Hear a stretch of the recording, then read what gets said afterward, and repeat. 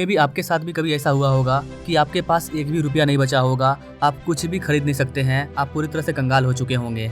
ठीक ऐसा ही हुआ था भारत के साथ एक बार। 1991 में भारत के पास 10 दिन का भी पैसा नहीं बचा हुआ था कि वो विदेशों से कोई चीज को इंपोर्ट करवा सके। लेकिन उस दिन के बाद से, उस क्राइसिस के बाद से भारत ने वैसा सिचुएशन आज तक दोबारा नहीं देखा। भारत लगातार ग्रो करते जा रहा है और आज वर्तमान में भारत का फॉरेक्स रिजर्व करीब करीब 700 बिलियन डॉलर के पार जा चुका है। 700 अरब डॉलर के पार जा चुका है भारत का फॉरेक्स रिजर्व, जो कि पहली बार है। ये वर्ल्ड रिकॉर्ड है हमारे लिए। और इसी के साथ भारत दुनिया का चौथा सबसे बड़ा फॉरेक्स रिजर्व यानी कि विदेशों से पैसा आयात करने के मामले में, एफडीआई आने के मामले में वर्ल्ड का चौथा सबसे बड़ा कंट्री बन चुका है। तो इस डेवलपमेंट के बारे में हम लोग डिटेल में जानेंगे कि भारत का जब एफडीआई बढ़ रहा है, भारत में इतना ज्यादा इन्वेस्टमेंट आ रहा है, तो भारत का रुपया क्यों नहीं बढ़ रहा है, भारत का रुपया का वैल्यू और कम क्यों होते जा रहा है, इतना सारा पैसा आ रहा है तो भारत अमीर क्यों नहीं हो रहा है, कैसे भारत का फॉरेक्स रिजर्व 700 बिलियन डॉलर के पार गया। Now all about that. नमस्कार दोस्तों, मैं विकास और आप देख रहे हैं all India project. India's foreign exchange reserves breached the $700 billion mark for the first time ever in the week ending September 27th. India has become the fourth economy in the world to cross $700 billion of foreign exchange reserves, along with China, Japan and Switzerland. और आज के इस video में हम लोग बात करने वाले हैं भारत के ग्रोथ के बारे में, भारत के फॉरेक्स रिजर्व के बारे में। जैसा कि मैंने आपको कई सारे वीडियो में बताया कि एफडीआई आना, अगर आपके राज्य में विदेशी इन्वेस्टमेंट आ रहा है तो आपका राज्य काफी तेजी से ग्रो करेगा। और इस तरह के इन्वेस्टमेंट कई सारे राज्यों में आ रहे हैं, जिसकी वजह से भारत का फॉरेक्स रिजर्व 700 अरब डॉलर के पार जा चुका है। कई आपको बता दें कि भारत की जो रिजर्व बैंक ऑफ इंडिया है, उनके द्वारा वीकली अपडेट किया जाता है कि भारत का जो फॉरेक्स रिजर्व है वो कितना आगे बढ़ा, कितना कम हुआ, उसका लेटेस्ट डाटा अपडेट किया जाता है। अभी हाल ही में रिजर्व बैंक के द्वारा 27 सितंबर को भारत के फॉरेक्स रिजर्व का डाटा जारी किया गया, जहां पर ये बताया गया कि हमारा फॉरेक्स रिजर्व 700 बिलियन डॉलर के पार जा चुका है। आपको बता देगा इसकी जब भी हम लोग फॉरेक्स रिजर्व की बात करते हैं तो यहाँ पर 3-4 चीज इंपॉर्टेंट होता है, जिसमें से सबसे इंपॉर्टेंट होता है फॉरेन करेंसी एसेट, विदेशों का डॉलर या फिर और भी कंट्री का जो करेंसी है वो भारत में कितना आया। जितने ज्यादा देश का करेंसी हमारे पास, हमारा फॉरेक्स रिजर्व उतना ही ज्यादा बढ़ेगा। जब हम इसको स्टोर करके रखते हैं तो हमें फायदा ये होता है कि जब भी हम लोग इन कंट्री से किसी गुड्स वगैरह को मंगाते हैं तो उन्हीं के करेंसी में पे करके हम लोग इन चीजों को खरीद सकते हैं। जिस देश के पास जितना ज्यादा अदर कंट्री का रिजर्व है वो देश उतना आगे है। और इस मामले में अब भारत दुनिया का चौथा सबसे बड़ा देश बन चुका है। भारत का टोटल फॉरेक्स रिजर्व 7 अरब डॉलर के पार जा चुका है, जिसमें से करीब करीब 6.25 अरब डॉलर सिर्फ हमारे पास फॉरेन करेंसी है। इसके अलावा सोना वगैरह अलग है, एसडीआर, रिजर्व पोजीशन, ये सारी चीजें अलग से अवेलेबल है। इस हफ्ते भारत के फॉरेक्स रिजर्व में 12.5 बिलियन डॉलर का इजाफा हुआ है,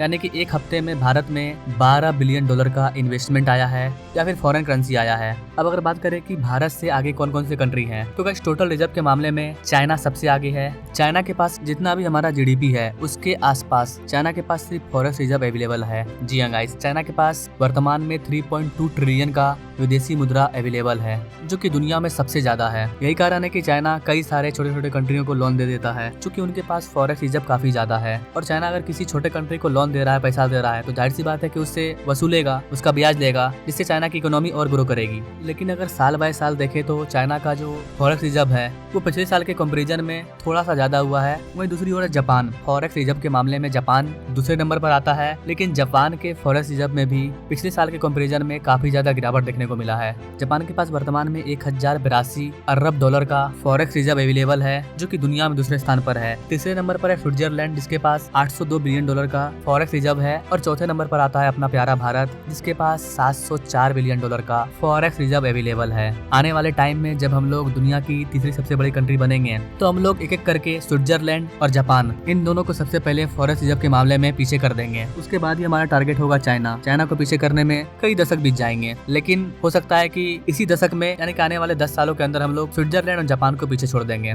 अगर बात करें कि भारत के फॉरेक्स रिजर्व में कितना ग्रोथ हुआ है, तो 2023 में हमारा फॉरेक्स रिजर्व 623 बिलियन डॉलर था, जो कि इस साल वर्तमान में 704 बिलियन डॉलर पहुंच चुका है। आपको बता देगा इसकी एक टाइम था जब भारत के पास 10 दिन का भी खुराक नहीं बचा हुआ था कि हम विदेशों से चीजों को इंपोर्ट करवा सके, लेकिन वर्तमान में भारत के पास 1 साल का खुराक है। अगर 1 साल तक विदेशी मुद्रा नहीं भी आए ना, तो 1 साल तक भारत विदेशों से चीजों को खरीद करके अपने भारत में यूज कर सकता है, खा सकता है। आपको बता देगा इसकी भारत का जो फॉरेन रिजर्व है वो पहली बार 2003 में $100 बिलियन को पार किया था अटल बिहारी वाजपेयी के कार्यकाल में। इसके बाद 100 से 200 पहुंचने में हमें 3 साल का समय लगा। इसके बाद भारत लगातार ग्रो किया और भारत का फॉरेक्स रिजर्व बढ़ते बढ़ते काफी ऊपर जाने लगा। 2008 से लेकर के 2017 के बीच में भारत का फॉरेक्स रिजर्व 300 से 400 के बीच में झूलता रहा। 8 सितंबर 2017 को पहली बार भारत का फॉरेक्स रिजर्व $400 बिलियन के पार किया। इसके बाद 2020 में ये $500 बिलियन के पार जा चुका था। उसके एक साल बाद ही ये $600 बिलियन के पार चला गया और वर्तमान में अभी 2024 में $700 बिलियन के पार है। अगर भारत का ये ग्रोथ साल 2 साल में हो रहा है तो इस डाटा के अकॉर्डिंग आने वाले 5 साल में भारत 800 से $900 बिलियन भी जा सकता है। अगर इस तरह का ग्रोथ रहा तो हम लोग बहुत जल्द 2030 तक या 30 से पहले ही स्विट्जरलैंड और जापान को इस मामले में पीछे कर देंगे। भारतीय रिजर्व बैंक के जो मेन अधिकारी हैं, जो हमारे गवर्नर हैं शक्तिकांता दास, उनके कार्यकाल में भारत का जो ग्रोथ है काफी उछाल मार रहा है। अमेरिका की जो बैंक है वो भी हमारे गवर्नर शक्तिकांत दास का तारीफ कर रही है, क्योंकि इनके कार्यकाल में हमारा फॉरेक्स रिजर्व हर महीने $4 बिलियन के पार जा रहा है। सिर्फ इनके कार्यकाल के दौरान भारत में $298 बिलियन का फॉरेक्स रिजर्व आया है। कारण है कि शक्तिकांता दास का जो टर्म है वो लगातार सरकार बढ़ा रही है, क्योंकि वो अच्छा परफॉर्मेंस कर रहे हैं। अब आते हैं मेन रीजन पर कि भारत का जो फॉरेक्स रिजर्व है वो इतना स्पीड से तेजी से क्यों आगे बढ़ रहा है। देखिए, इसका मेन रीजन है सरकार की नीतियाँ। विदेशी कंपनी को सरकार अट्रैक्ट करने के लिए कई सारी योजनाओं पर, स्कीम पर काम कर रही है, जिससे कि फॉरेक्स रिजर्व विदेशी लोग भारत में अपना इन्वेस्टमेंट कर रहे हैं। भारत के शेयर मार्केट में विदेशी लोग अपना पैसा इन्वेस्ट कर रहे हैं। इसके अलावा कई सारी कंपनियां हैं जो भारत में अपना प्लांट सेटअप कर रही है और इन्हीं सारी चीजों की वजह से उन देशों का करेंसी भारत में आ रहा है। इसके अलावा हमारी इकोनॉमिक ग्रोथ काफी अच्छी है, इन्फ्लेशन रेट भी हमारा कंट्रोल में है, हमारे फिजिकल डेफिसिट में भी इम्प्रूवमेंट आ रहा है। इन्हीं सारी चीजों की वजह से भारत का फॉरेक्स रिजर्व बढ़ रहा है। अब आप बोलोगे पर कैपिटा इनकम क्यों नहीं बढ़ रहा है? तो गाइस, आपको बता दें कि ये जो न्यूट्रल सब कुछ चल रहा है, इसी प्रकार से अगर भारत लगातार आगे बढ़ते रहेगा आने वाले 20 साल 25 साल तक, तब जाकर के भारत के आम व्यक्ति का पर कैपिटा के इनकम में सुधार आते जाएगा धीरे धीरे। हालांकि आ रहा है। आप अगर डाटा चेक करोगे पिछले 10 सालों में भारत का पर कैपिटा इनकम कितना था, अभी कितना है, तो उसमें आपको जमीन आसमान का फर्क नजर आएगा। आप डाटा जाके चेक करना। भारत में इतना ज्यादा विदेशी मुद्रा आने का मेन रीजन है हमारा स्टॉक मार्केट। दुनिया को पता है कि भारत वर्तमान में पूरे वर्ल्ड का सबसे फास्टेस्ट ग्रोइंग कंट्री है। यहाँ पर अपना पैसा इन्वेस्ट करेंगे, हमारा पैसा डबल ट्रिपल हो जाएगा। ये कारण है कि भारत के स्टॉक मार्केट में, भारत के शेयर बाजार में विदेशी इन्वेस्टर अपना पैसा लगा रहे हैं। आपको बता देगा इसकी सिर्फ इस साल अभी खत्म भी नहीं हुआ है, $30 बिलियन का इन्वेस्टमेंट आया है सिर्फ स्टॉक के अंदर, सिर्फ शेयर मार्केट के अंदर पैसा आया है। और शेयर मार्केट में कौन है? भारतीय कंपनियां हैं, विदेशी कंपनियां हैं, उन सबके पास पैसा गया है। भारत जितना ज्यादा फॉरेक्स रिजर्व जमा करेगा, भारत को उतना ज्यादा फायदा होगा। कब? जब ग्लोबल में वोलेटिलिटी आएगी। जैसे कि रशिया यूक्रेन वॉर चल रहा है, अभी ईरान इजराइल में वॉर चलने का संभावना है, चल ही रहा है। अगर ये और ज्यादा बढ़ गया, सारा चीज ठप पड़ गया, उस टाइम हमारे पास जो रखा हुआ खजाना होगा, जो फॉरेक्स रिजर्व होगा, उसका हम लोग यूज कर पाएंगे उस टाइम में, क्राइसिस के दौरान। अब आते हैं एक और सबसे बड़े सवाल में कि हमारा फॉरेक्स रिजर्व अगर बढ़ रहा है तो हमारे रुपये का वैल्यू क्यों नहीं बढ़ रहा है। तो गाइस, आपको बताना चाहेंगे कि भारत का इंडियन रूपी ऑल टाइम लो पर जा चुका है। भारत में $1 का वैल्यू 84 रुपया हो चुका है। ऐसा क्यों हो रहा है? हमारा रिजर्व बढ़ रहा है तो हमारे रुपये का वैल्यू बढ़ना चाहिए डॉलर के मुकाबले। तो गाइस, सबसे पहले तो आपको बता दें कि फॉरेक्स रिजर्व किसी देश का स्ट्रांग हो रहा है, इसका मतलब ये नहीं है कि आपका करेंसी भी स्ट्रांग होगा। वो डिपेंड करता है आपका रिजर्व बैंक ऑफ इंडिया के ऊपर, RBI के ऊपर। RBI चाहती है कि भारत का जो रुपया है वो काफी ज्यादा वॉलेटिलाइट ना हो, क्योंकि पिछले कुछ साल पहले हमने देखा है कि किस तरह से भारत के रुपीस में, भारत के करेंसी में वॉलेटिलिटी देखी गई है। वो एक समान रखना चाहते हैं। इसका मतलब ये हुआ कि अगर भारत में $1 का वैल्यू 84 रुपया है तो ये अचानक से 85 ना हो जाए, अचानक से 82 ना हो जाए। इस तरह की वॉलेटिलिटी ना देखने को मिले। चाहे फिर वो हमारे देश में ऑयल का प्राइस हो, डीजल हो, पेट्रोल हो, उसमें भी आपको एक समानता देखने को मिलेगी। और एक समानता किसी भी कंट्री के लिए काफी ज्यादा इंपॉर्टेंट है कि आपके देश में अचानक से ना ज्यादा गिरावट आ रही है और ना ज्यादा उछाल आ रहा है। एक समान तरीके से हम लोग चल रहे हैं। अगर ऐसा होता है तो दोनों साइड भारत को नुकसान होगा। काफी ज्यादा हो जाएगा तो भी नुकसान होगा, काफी ज्यादा कम हो जाएगा तो भी नुकसान होगा।